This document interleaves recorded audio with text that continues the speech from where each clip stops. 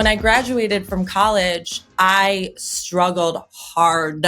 I was like, could not get a job to save my fucking life. I sent out so many resumes.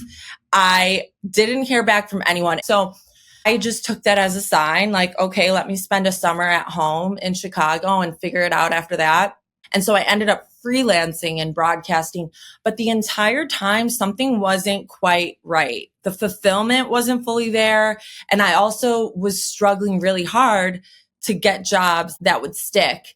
And so I just kept getting this reoccurring thought in my head, like, something's not right. Hello, and welcome to Working Your Way, the podcast dedicated to exploring the journey of authenticity in the workplace and discovering how to navigate it your way.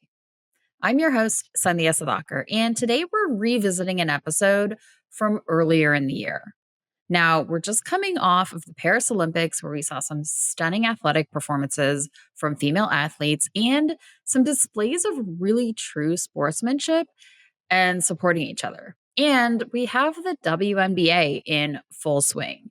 So I thought it would be a great way to celebrate women's sports and the women who support them by revisiting this episode.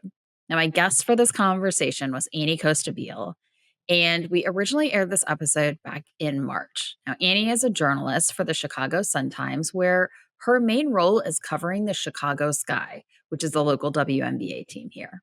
In this episode, we talk about how she discovered her dream career at a really early age and all the trials and tribulations that she's encountered along the way when things didn't exactly work out the way that she thought that they would. But it all builds to where she is now as a successful journalist and a bold voice in women's sports media, and truly very rapidly becoming an industry change agent. So let's celebrate Annie and her mission to drive progress in media coverage of women's sports. And I hope that you really enjoy this conversation as much as I did.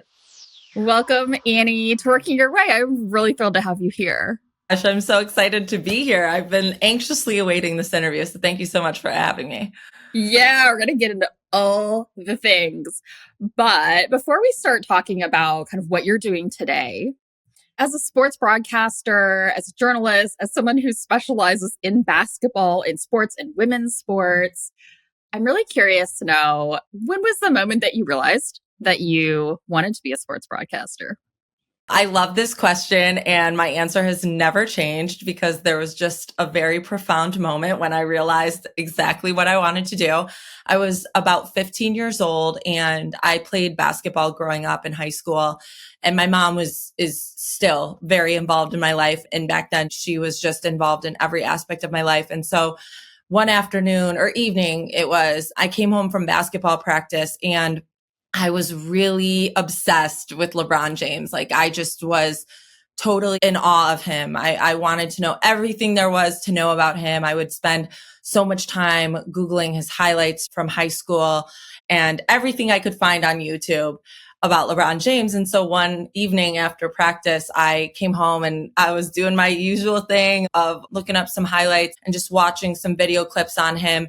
And my mom just must have seen me, falling down this rabbit hole one evening. And she's like, you could do that. And I was like, do what? She's like, you could be the one who asks him questions about his life, who helps people understand who he is. And it was like, once she said that, there just was nothing else in my world that interested me like that. There was nothing else that I wanted to do. I really wanted to be a storyteller from that moment on. And it just made complete sense because I was never the most athletically gifted person. I loved athletics, but I knew the only way I was going to stay involved in athletics is if I got into coaching or got into, a different avenue of the industry. So it just, again, it was like hearing those words come out of her mouth. It made perfect sense and just clicked.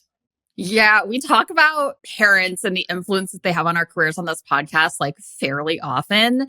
Yeah. I'm curious, now, what does she think of that moment when you talk about it? It's funny because I've mentioned it to her and brought it up. Like, do you remember this? And she doesn't exactly remember that moment. And my mom is a single mom. She had so much going on in her life. I think there's so much that, would matter significantly to us, one of my three other siblings. And it kind of rolled right off her back and, fell to the wayside essentially because of everything else she was focused on. But she does know how impactful she's been in my career. Like we talk about that a lot, like just essentially even where I'm at today, I wouldn't be here without the support that she's given me, because there's been so many jobs I've taken that were unpaid, or, moves I've had to make across the country that she's helped me make. Like so many ways that she's helped me get to the position I'm in. So she might not remember that exact moment, but she definitely knows that she's contributed significantly to my career.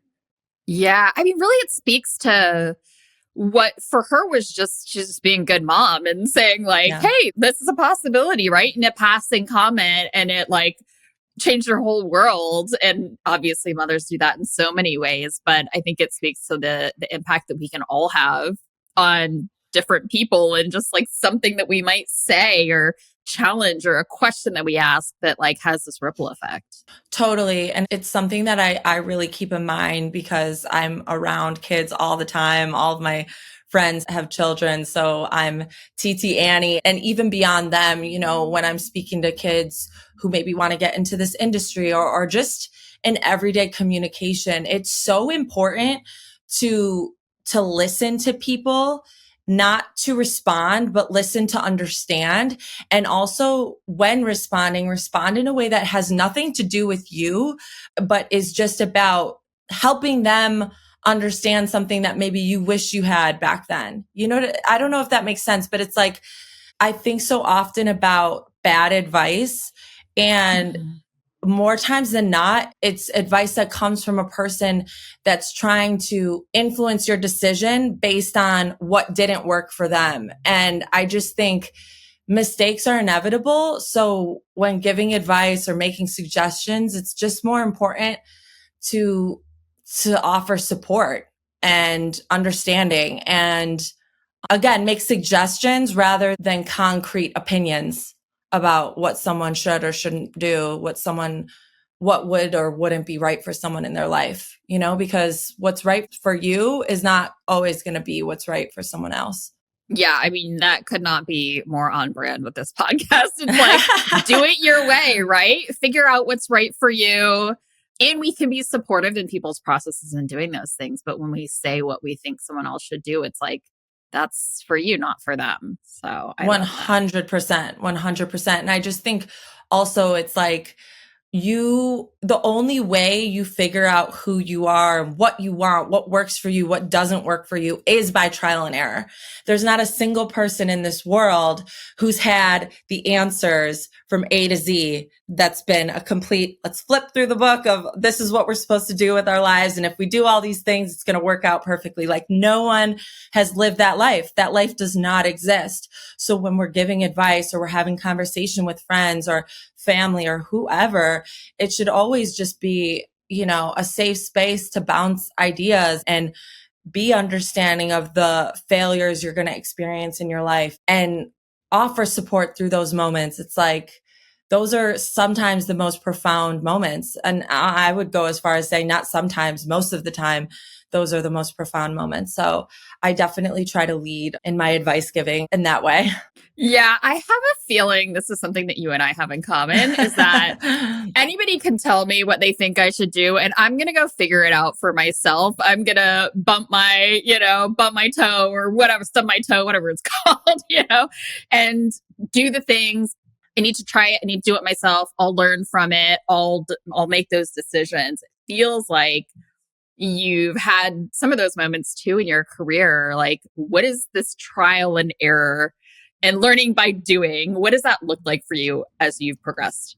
Yeah, I love this question because I'm a control freak to an extent. I want to know the answer. I want to know the outcome. I want to know if I do this, what's going to happen? Where am I going to end up? Like, I just crave that. And that's, again, like I said, not reality. So I've had to work really hard at finding peace in like the natural chaos of life. And so when I first set out in this industry, my intention was to be a full-time sports broadcaster full stop. I had no interest in being a writer. I didn't even think that avenue was open to me. I think there are a lot of reasons for that. We could get into them, but I had the full intention to be a sideline reporter in this industry. And when I graduated college, and I'm not just saying this to be cocky or anything. I think I'm very comfortable on camera. Like I never thought I would struggle at finding the right broadcasting job. I felt kind of like a natural, and I still do. Those are spaces that I just naturally am very comfortable in. Writing has been a complete discomfort of mine. So anyways, when I graduated from college, I struggled hard. I was like, could not get a job to save my fucking life. Excuse my language. I sent out so many resumes. I didn't hear back from anyone. And it wasn't even like I was sending out resumes to markets like Chicago and New York and LA. I was sending out resumes and resume tapes to markets like Alaska and Rhode Island and Alabama, like small markets where you're supposed to get your feet wet. And I wasn't hearing back. So I just took that as a sign, like, okay, let me spend a summer at home in Chicago and figure it out after that. And so my first job out of college was actually in marketing. And from there, I kept getting jobs just through networking. And so I ended up freelancing and broadcasting. But the entire time, something wasn't quite right. The fulfillment wasn't fully there. And I also was struggling really hard to get jobs that would stick. And so I just kept getting this reoccurring thought in my head, like, something's not right. You should check something else out. You should try a different lane. And so I ended up pitching some story concepts to a local outlet, the Red Eye, which is actually part of the Tribune, who is our competitor. I work for the Sun-Times now. So funny story. But the editor at the Red Eye, the sports editor, he took my pitches and he told me to go for it. And so I wrote a couple stories and ended up getting a job in Mississippi from there. And so it really was the failures in sports broadcasting that led me to a very fulfilling career that I have now in sports writing. And all the while, I was using that time to build up this experience in all these different avenues. So yes, I am a sports writer covering the WNBA, but I also know how to edit. I know how to speak on camera. I know how to do live shots. Like I know how to do all these things. And it's because of, these quote unquote failures that I was able to get my feet wet in all these different avenues. And that's allowed me to have a very fulfilling multidimensional career. I love the the universe is sending me a sign, right? Like rejection is redirection. So right. It was not so subtle. It was like, girl, this isn't for you. Alaska doesn't want you. Maybe reconsider. Oh man, it is really hard when you're trying at something over and it's not working out. It's easy to internalize that as failure, but there's that saying that I mentioned, rejection is redirection. If you've been in one of these moments, or maybe you're in one of them now, how can you take a step back to try to analyze the situation from an objective place? It really isn't about your worth or your value as a person, but it is information and data that you can use to make a change in your approach. Are you struggling your way down a path that's very specific? And is that a path that you really want to be on? What beliefs do you have about how this thing is supposed to look or the way you're supposed to do something? What can you learn from this quote unquote failure? What feedback are you getting that you can explore? And more importantly, how do you feel about those different opportunities? So often we try really hard to get a job or a promotion or launch an offering. We just want that thing to really work out so much that we don't stop to ask, like, how do I actually feel about it? And do I actually want it? And organizations, especially in the corporate world, actually kind of make us think that we can only do one thing. And we tend to diminish our transferable skills or see the possibilities of how we can use our talents in very different ways. Thinking I'm really good at this part of this function in this specific industry. Let's rejoin the conversation where Annie tells us about some advice she got to specialize in one thing. And this is probably very common, whether it's from our parents or professors or mentors. It's usually rooted in what they feel is the more secure career choice. They're just trying to keep us safe. And that's part of why we might try to power down a path that isn't always totally right for us. Well, I want to talk about this kind of limiting belief you had around being a writer, where that wasn't right for you. But it's also interesting because as you built this really successful career in writing, being comfortable on camera is probably serving you extremely well now, as so much stuff is going digital, right? And it's not just all about the printed paper, but about the presence online and things like that too. Yeah, I think it's interesting because the place the business is in now, I think my class or my era, of students in J school and journalism school was kind of the last era where it was encouraged for us to pick a lane and stay there. I can remember this professor I had who was like, you need to find your niche and perfect it. And I remember hearing that advice and I just was like, no. I'm like, I like to do all these things. Like, sure, I like to be on camera, but I want to know what goes into editing a great copy or a great tape, a great product for TV. Like, I don't want to just be one lane kind of girl. And so I'm glad I had that mindset because yes, you're right. Like now the industry, the way it is and way it's been going is you have to have all these skill sets. You have to be multidimensional. You have to know how to write 1,200 words and then also, condense it down to something that people can click on their phone and watch it in digital form, So I definitely think that my natural personality lends itself well to a digital, copy, but it's also been, like I said, the writing that's been the most challenging part, and perfecting that has been a real joy. Not all the time. Sometimes it's a real pain in the ass. I mean, we kind of came full circle here, right? Like you got advice to niche down and get really specific. And you're like, yeah, I'm not listening to that because that's not what I want to do. And look, it served you really well. So that's great. What was it about writing that you had kind of closed yourself off to that? What was the belief around that for you? So I am definitely, I think we all are, right? We're a product of what we are exposed to. And so growing up, all the women I saw in sports were on TV. They were all sideline reporters. They were all sports broadcasters. They were all these beautiful, talented women who, again, would deliver news in that form. So I was like, in my head, that's just what I thought was what was open to me. I saw that and I was like, okay, women in sports get into broadcasting. That's where they're successful.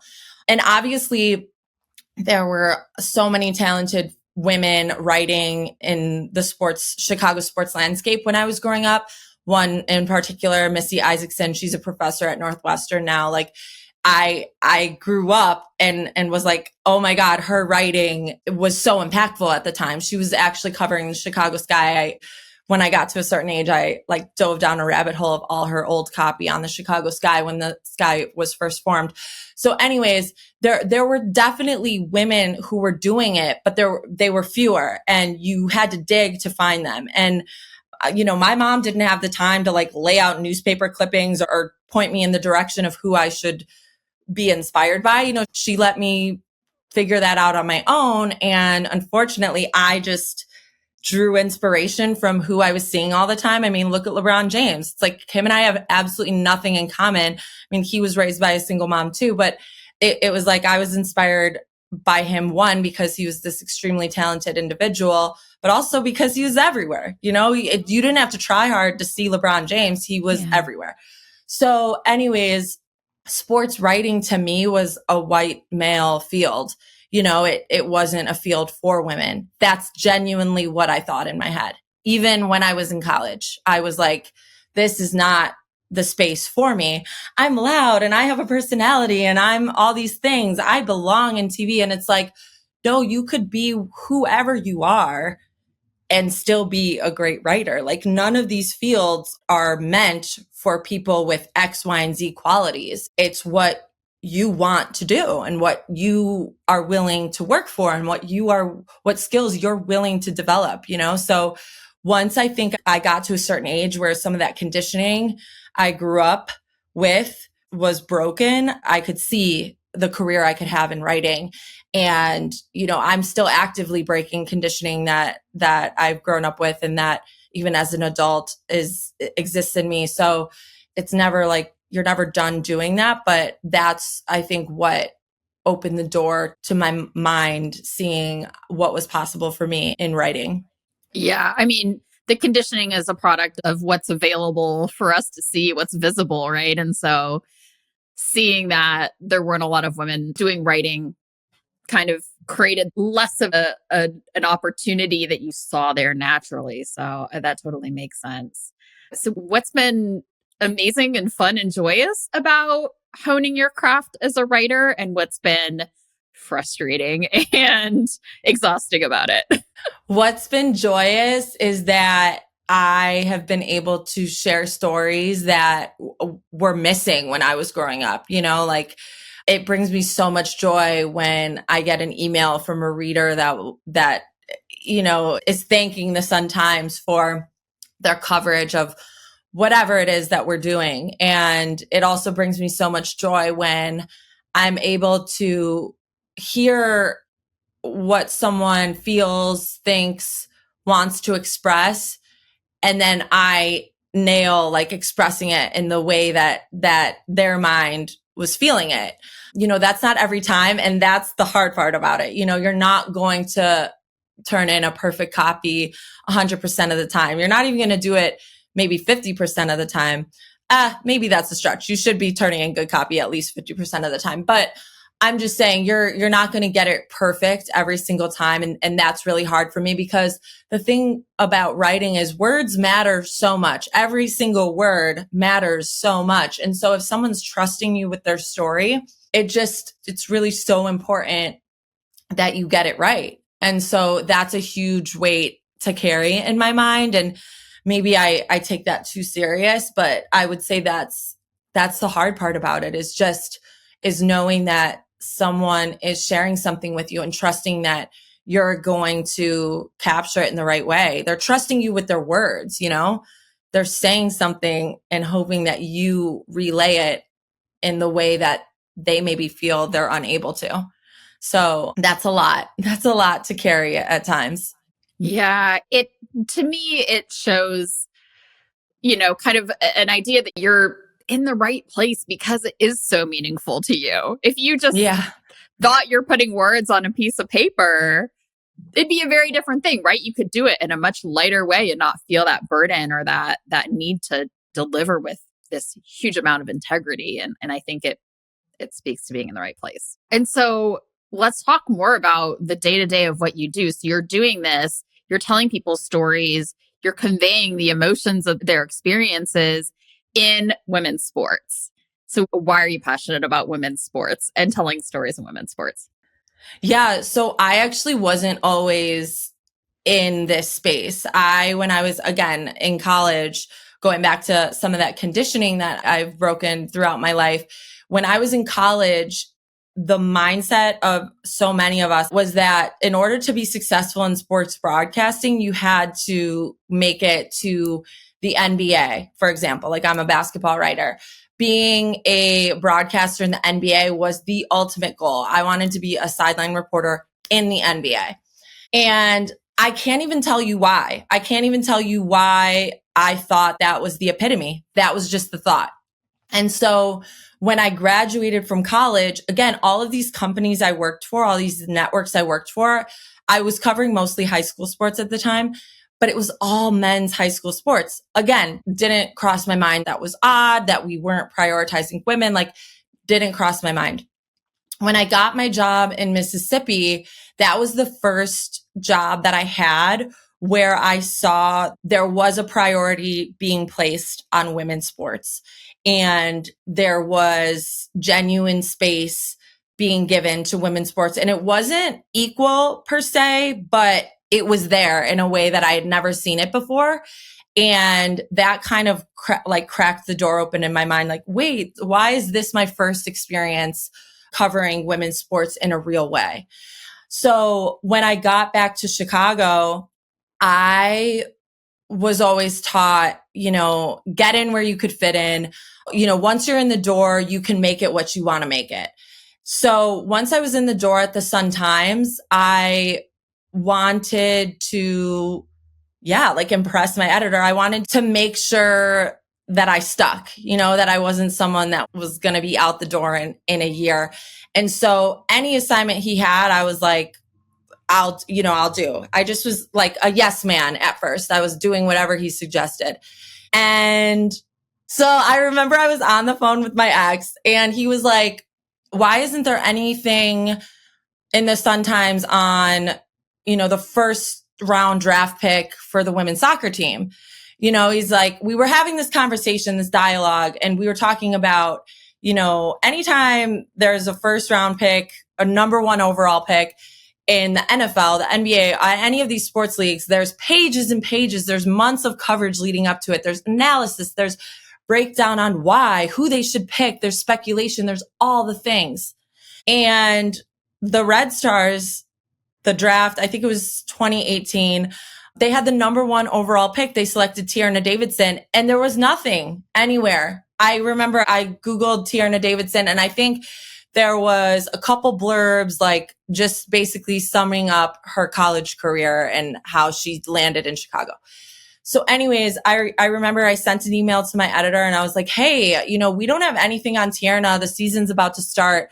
Do you mind if I go out and do a feature? He's like, yeah, go for it. And that's one thing about my editor. He was never like telling me no and discouraging me. It was just, I had to build the courage to start pitching stuff to him.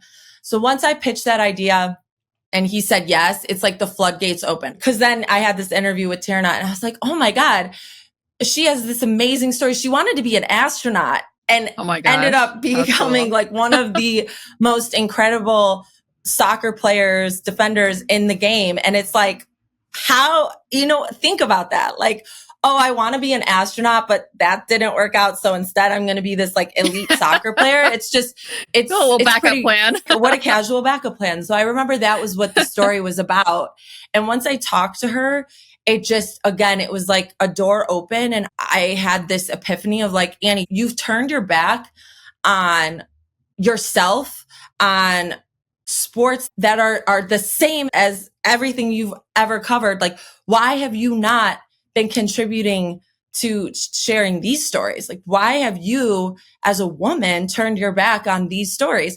And so it opened a door and the door never closed. Like, I couldn't even believe that I hadn't spent my entire career up until that point in the women's sports space. I was like shocked at myself. And that just, was what led to now the career I have, which is, again, as the full-time beat reporter covering the Chicago Sky. And, I can't even be sorry it happened this way because, again, it happened as it did. You can't change things, but I'm just thankful to be where I'm at. I'm thankful that I had that career moment, that I was able to have that career moment, that, I was in a position to have that career moment. There's a lot of gratitude. Annie mentioned early in the interview that she kind of ignored her professor's advice to pick a niche and specialize in it. She's someone who has followed her intuition at a lot of times throughout her life and career, but she's also been really open to following the threads that have been shown to her by others. Whether it was going to Mississippi and seeing how they covered women's sports and made them a priority and then taking that back to Chicago with her, or listening when her ex asked a question of why would men's sports be different than women's sports when there's a first round draft pick for the city of Chicago. And she followed that thread to elevate this amazing story about Tierna Davidson, who actually went on to be the youngest player in the 2019 USA World Cup team. Without following those threads, she wouldn't be where she is now. I just really appreciate how Annie balances trusting her intuition and being open to hearing and seeing things in a totally new way, and then taking that ball and running with it. Yeah, I think it's like these little threads, right? One thing led to another. And it's exactly what you're meant to be doing is elevating the role of women's sports in media overall. And I'm curious, in those early days of being in journalism, in your professional life, what were the ways that you felt like you could be authentic? And what were the ways that you felt like maybe you have to hold parts of you back? Ah, such a good question.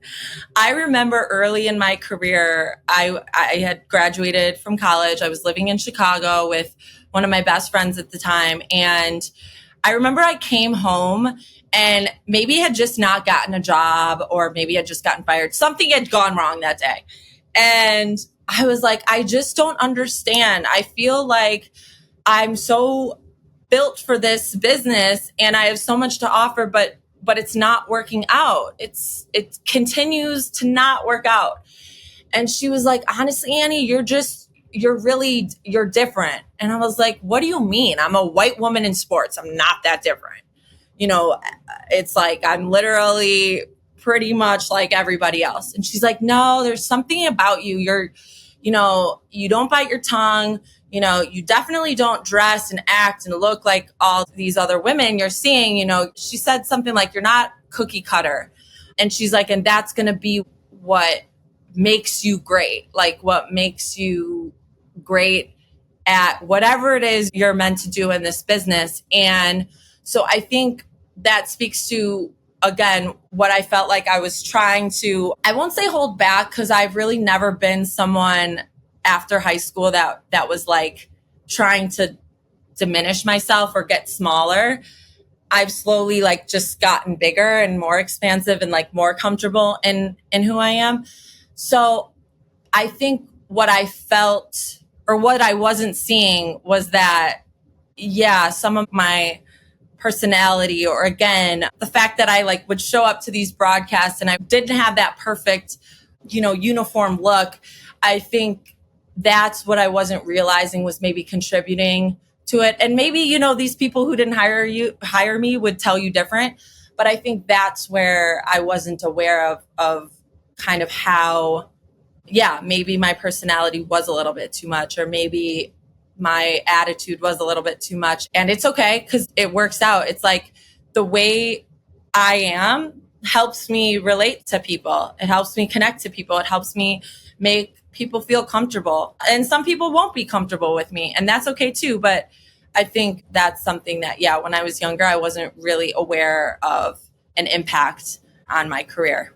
Yeah, I see in your story, it's like the shift between not necessarily diminishing yourself, like you mentioned, but maybe not seeing how you're different as a strength, right? To going into really leaning into it to say, yeah, I communicate differently. I come across in a different way, can build trust with people because what they see is what they get. And, you're kind of transparent and direct, or whatever adjectives you feel like kind of best describe you, but leaning into that and using it as a strength. Yeah, 100%. And I think the fact that too, I was not someone who got a full-time job in journalism right out of college. I was working at bars. I was working at different companies. I was working at a hair salon. That's like truly was one of the best jobs I had in my 20s, was working at this hair salon, answering phones. That's where I met literally my squad of best friends. And those jobs too, because no one cares. No one cares who you are, what you're doing. Everyone's just showing up to make a living. And it's like, so why would you show up as anything other than yourself? It's like the sports journalism industry and journalism industry as a whole is very interesting because there's so many layers, there's so many titles, there's so many avenues. But within this like large space as a whole is this desire to fit in these boxes that we were told are need to be filled in order to be successful in this industry. And there's also this desire to be quote unquote famous or build a following.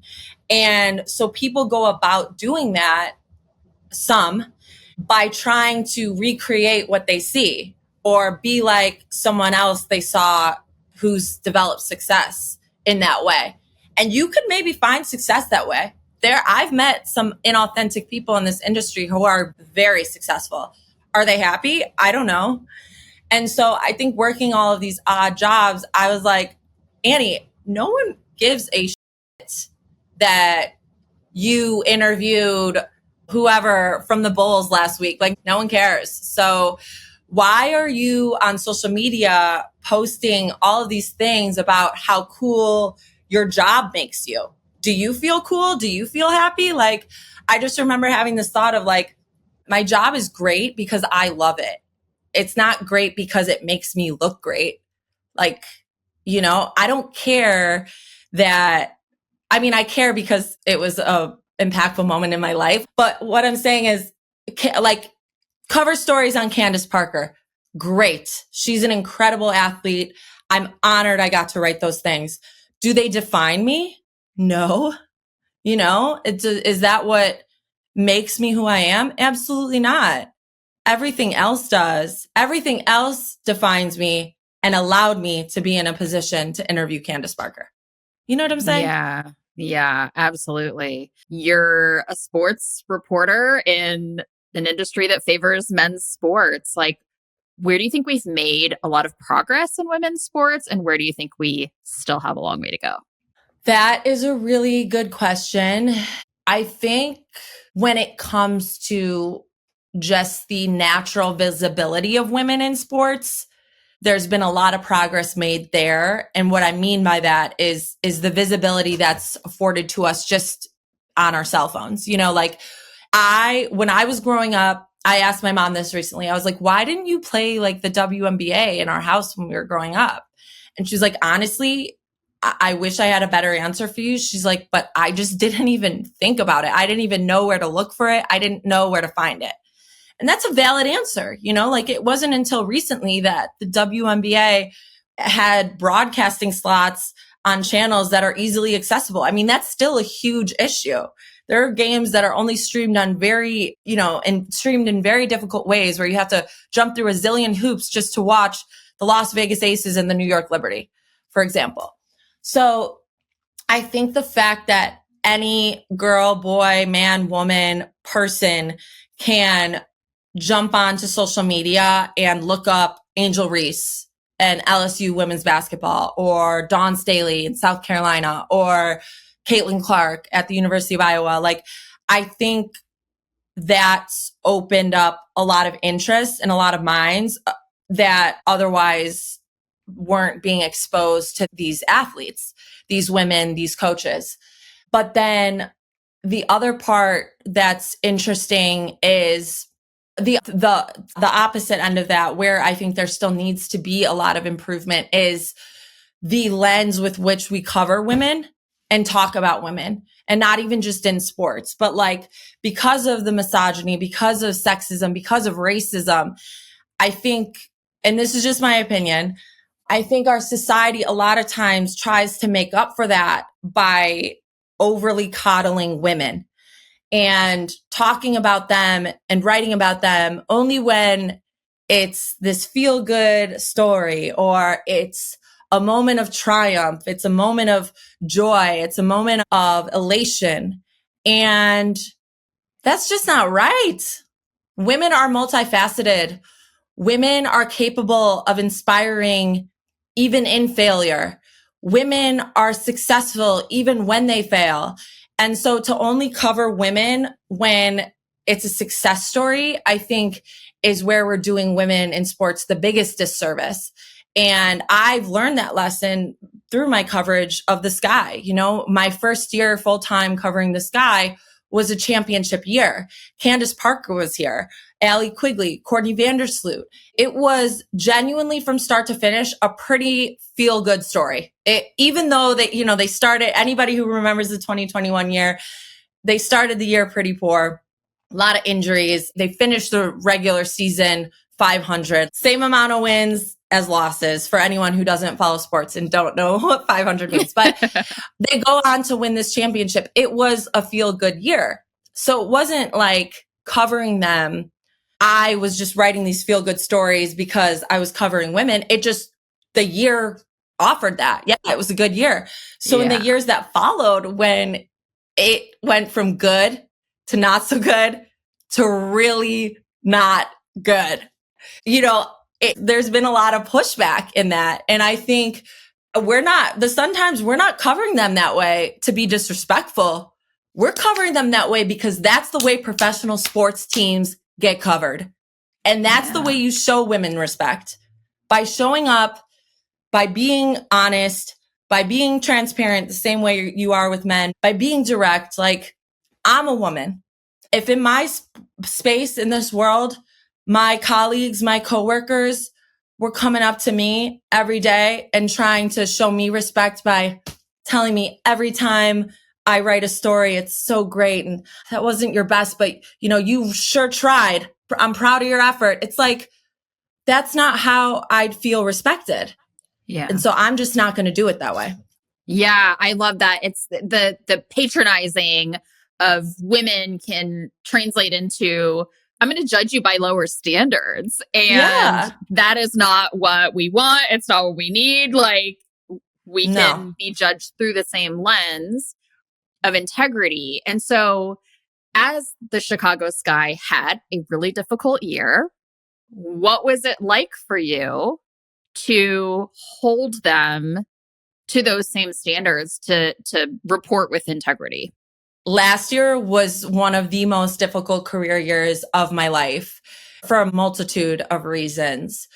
The first was, yes, the standard of success was not there that had previously been set. So you're dealing with a lot of emotions, which happens and is warranted. But that was difficult. Going through that was difficult, of like, you're dealing with a team that essentially loves the media because they're champions, and it's positive and it's uplifting, and it's just everything every journalist ever wants to cover. Championships are great. They're like the stuff movies are made of. It's really a beautiful experience.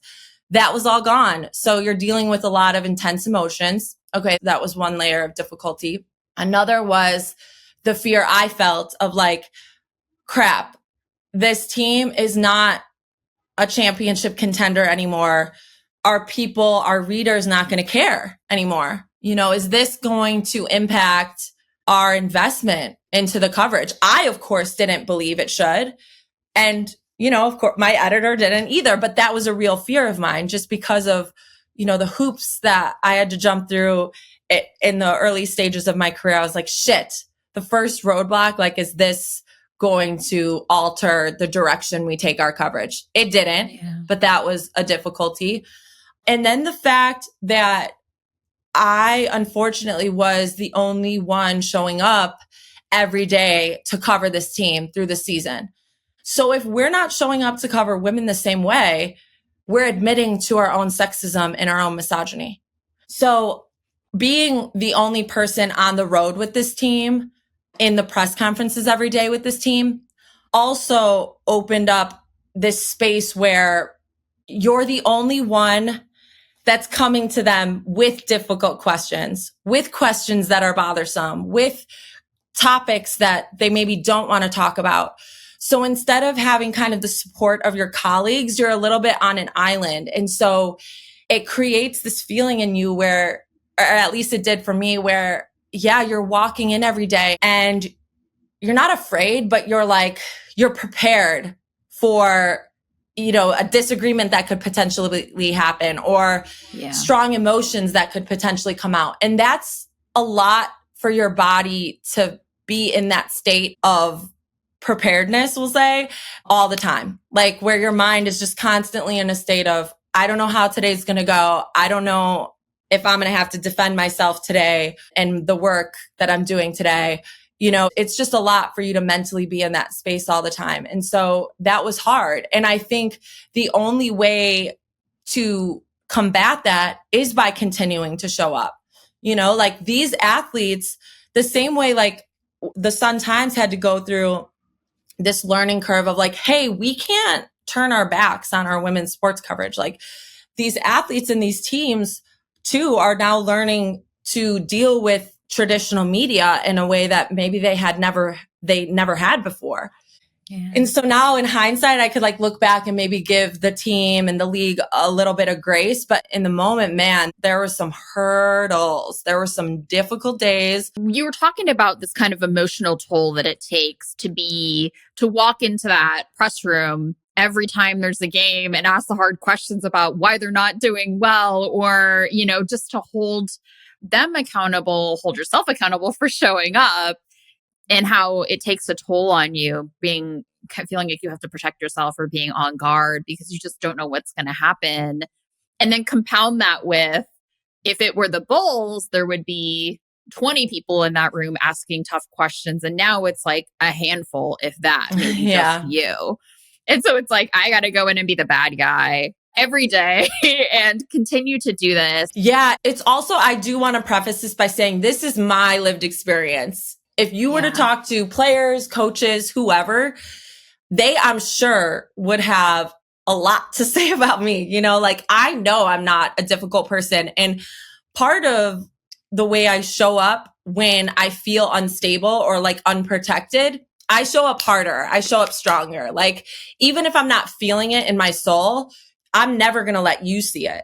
I'm not showing up to practice with my head down and my shoulders hunched, and I'm not cowering when I ask a question. If anything, I'm going so much harder. I'm being even more direct. I'm being even more like a peacock. I'm peacocking when I feel threatened, Yeah. So their lived experience might be totally different. But I think, again, juggling those feelings, like you said, it just was necessary. It was necessary to get through, to do a good job. And it's not even like showing up was to do the right thing. It's my job. Like I'm paid to cover this team. You're not going to threaten my job. Like, I'm paid to cover this team. It's not just the right thing. I'm being paid to be here. Like, you know what I'm saying? So there's a lot of layers to it. I don't know if I answered your question or contributed to that thought appropriately, but that's where my mind went. Yeah, you did. And I think in hindsight, it's possible that they all might look back on this and it's not personal, right? It's not you. Maybe your style plays a tiny bit in it, right? But it was you were just shining a light on the difficult emotions and the difficult circumstances that they maybe didn't want to talk about. Yeah. And one thing, I had this conversation with a columnist at the Sun-Times. He's a legend in the industry. Rick Tellender is his name. And one time I was in the office and we ran into each other, and we don't get to see each other a ton because, sports is inherently individualistic in the sense of we're all on our different beats and we're all doing our own thing. And so we don't collectively see each other very often. So anyways, I run into him one day and we're catching up, and he's like, "Damn, Annie," he's like, "things have been intense over at the Sky, huh?" Because he's reading, he's like seeing, they went from championship contenders to bottom of the WNBA pack very quickly. And he's like, "How you doing?" And I'm like, "Oh man, Rick, it's been hard." I'm like, "This has been really hard." And he's like, "I don't doubt it." He's like, "If you need anything, you just let me know. Like, I've been in this business a long time. I can make some calls if anyone's being too difficult for you." I really appreciated him saying that. I didn't need him to do that, but it was just like him making that suggestion. Yeah. And then he goes, "It really helped me to think about how it must feel for the athletes, for the coaches to be on the receiving end of having their lives written and talked about." He's like, "I'm not making excuses for anyone." He's like, "But their reality is that in their failures, in their most difficult moments, someone's there asking about it. Someone's there asking them to explain why they've lost 7 games in a row." And he didn't say it exactly that way, but that was the point he was making. He's like, and it just helped me have a little bit more understanding when a player or a coach did come at me in a hostile way or in a negative way. Yeah. Because it's not personal. They're just maybe uncomfortable by, this experience that's happening. And that's warranted. So There's a lot of good advice I've gotten over the years that's allowed me to understand these difficult moments in this industry. And also, being a woman, I want to hold space for women who have these strong feelings. Like, you don't have to like me. We just have to coexist in this space. Good, bad, or ugly. I'm not going to quit just because you're making it uncomfortable for me, and you're not going to quit just because I'm making it uncomfortable for you. So how did the past year change you? Oh my God, that's such a good question. I feel like the easier question to answer would be, how didn't it change you? It just changed me in every single way. Like, it made me stronger in a way I didn't think I needed to be stronger. It forced me to reconsider my relationship to my job, how I was prioritizing it over my personal life. It made me reconsider the direction I want to go long term. Where do I go from here? What are my long-term goals? It forced me to get more comfortable standing in discomfort. It also made me reassess how I stand up for what I believe in and stand against disrespect when I'm on the receiving end of it. I've always been a very vocal person when it comes to, standing up for my beliefs. I hadn't been put in a position where I had to be so vocal in a long time. So that was challenging. And it just overall it just made me really reconsider where I'm headed in my career, and what's important to me. I know I kind of already said that, but it made me reconsider a lot. It changed me in a lot of ways. And you mentioned being able to lean on friends, vent, or kind of feel a sense of support along the way. What are some of the other things that helped you get to the other side of that really difficult experience? That's a good question. I've been in therapy for years, changed my life, truly changed my life. I was headed in a really not great direction, and therapy completely rerouted me and forced me to change certain beliefs I had in my head and confront ugly thoughts and just all kinds of things. This year was the first year that I took a step back from therapy and was forced to kind of navigate these things from my developed mental strength versus being so reliant on my therapist.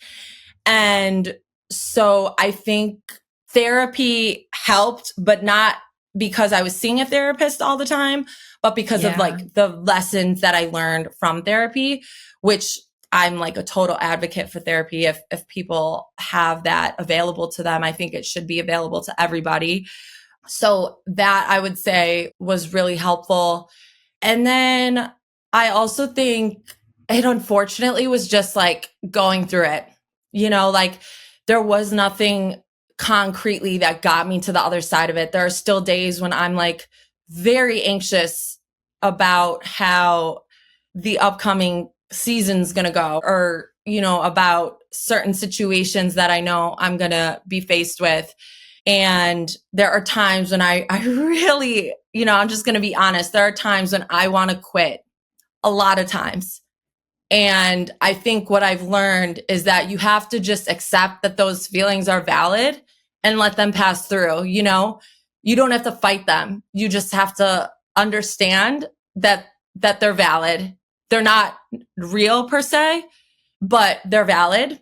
And so you just give them space and you let them pass. And then you show up, when you have the strength to do so. So I think that, there's not necessarily anything super concretely that got me to the other side of a challenging year. It's just understanding that with time and acceptance, you can get through anything.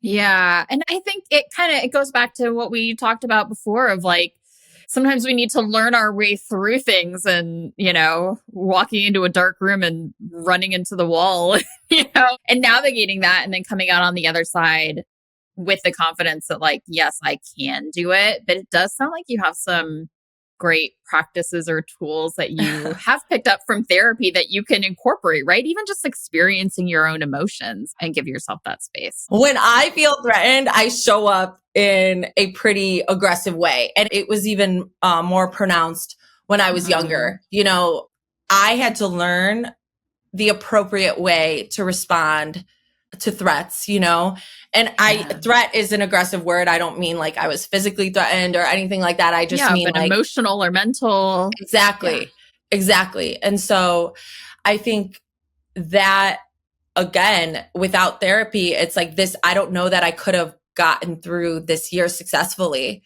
I think I either I would have acted on those feelings of wanting to quit, or I would have put myself in a position where I said something I couldn't take back, or, I acted unprofessionally because again, just how I grew up, those things influence your reaction to things. And it's again, because of my investment in my mental health and my development that I was able to react in a way that's appropriate in society. Appropriate and healthy for you, not appropriate by patriarchal standards or whatever. Right. Exactly. So can't say enough about therapy. And I'm definitely looking forward to reintegrating it into my life when I feel that's like the time to do so. So as we wrap up, what are you looking forward to sounds like you're kind of entering a new era of Annie and her career. What are you excited about? I love my job at the Sun-Times, and I have no intentions of, obviously leaving it right now. So hey to my editor, he does not listen to podcasts, but shout out to the Sun-Times. This is not my my 2 weeks notice by any means. I'm very happily employed at the Sun-Times. But for me, I'm someone who just overanalyzes the future, and am I making the right step, and am I building towards something? Complacency is like a really difficult place for me to exist.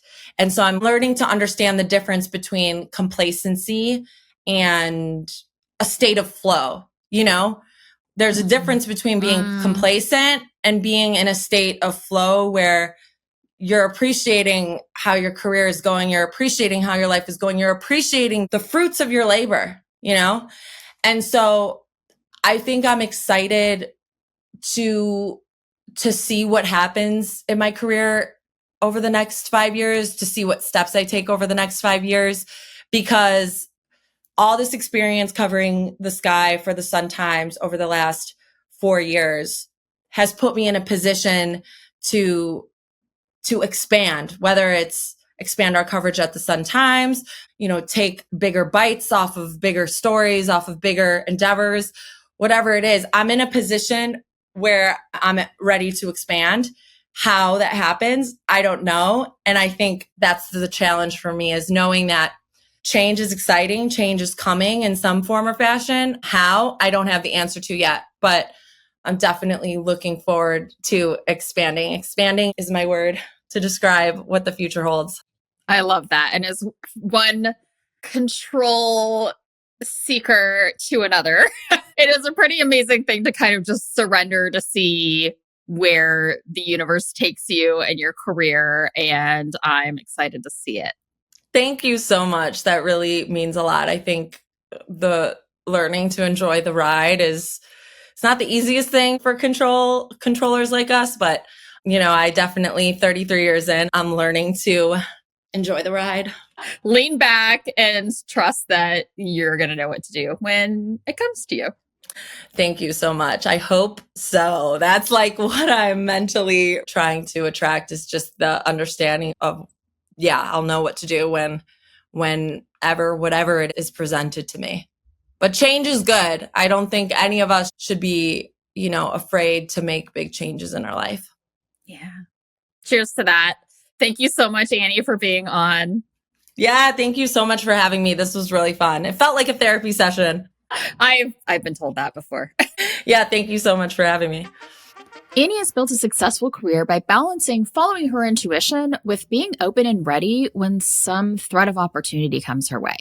We covered a lot of ground in this episode, and I really love her approach to elevating the visibility of women's sports by doing it her way. I want to call out what Annie said toward the end of the conversation. In the past, she might have acted on her emotions and quit a job, but through therapy, she learned the tools to relate to those emotions in a healthy way, noticing them and acknowledging them and letting them pass.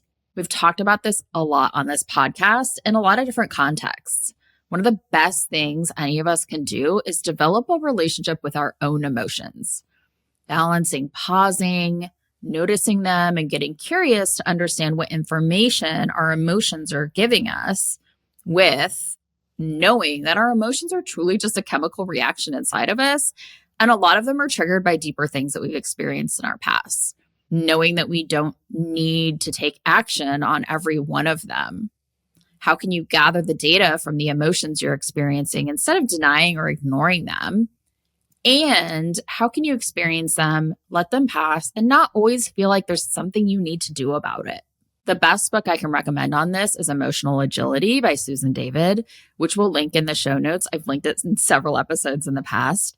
It's still one of the concepts that I share most often with my coaching clients because it's a critical capability that all of us should develop in our own lives. Annie also talked about the difference between complacency and a state of flow. We often feel like we need to be pushing and struggling and hustling to get to the next place, but it sounds like Annie's really starting to embrace this great approach here of letting some things unfold. It's often the best way to move forward, especially for achiever types. It's not always being stagnant when we just lean back and allow things to happen. The other thing that we talked about a lot in this episode was about knowing that every experience you have along the way is supporting your future career. We'll actually be doing a future career questions episode on building your career from a growth and development standpoint. But until then, I'll leave you with 2 resources. Both are articles about designing a career with some good prompts about purpose and what motivates you, plus how to capture some of your unique skills and talents. I also want to call out the career traps in the HBR Ascend article, How to Build a Career You Won't Hate. It's so common to fall into these traps of chasing success or aligning our trajectory to other people's expectations or hustling endlessly because we feel like that's the only way to do things and we're conditioned to do it that way. Or even feeling like, well, now I'm here and I can't do anything else. I spent all this time building this career and there's nowhere else for me to go. Explore these for yourself and see if any of them have kept you in kind of this career tunnel vision. I think starting to widen our lens around where we're going and getting honest about if we even want to be going there will serve us all really well in the long run.